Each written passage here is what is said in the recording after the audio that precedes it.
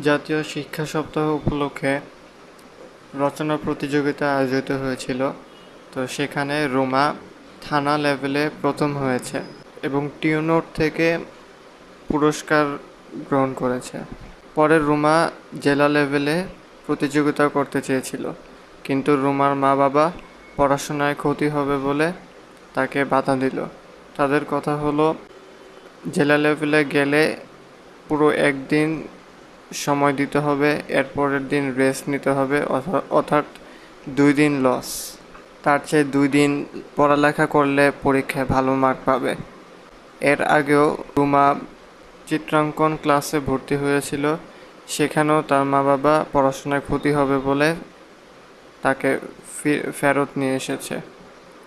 প্রাইমারিতে সে নাচের স্কুলে ভর্তি হয়েছিল, সেখানেও তার মা বাবা বাধা দিয়েছে। হাই স্কুলে সে গানের স্কুলে ভর্তি হয়েছে, সেখানেও তার মা বাবা বাধা দিয়েছে। তাদের কথা হলো, রচনা প্রতিযোগিতা, চিত্রাঙ্কন, নাচ, গান এসব পরেও করা যাবে, পড়াশোনা করে আগে ভালো চাকরি পেতে হবে, তারপরে এসব করতে হবে। এই কথা শুনে রুমার হাসি পেল। সে বলছে, একজন মানুষ পড়াশোনার পাশাপাশি তার যেটা ভালো লাগে সেটা করতেই পারে।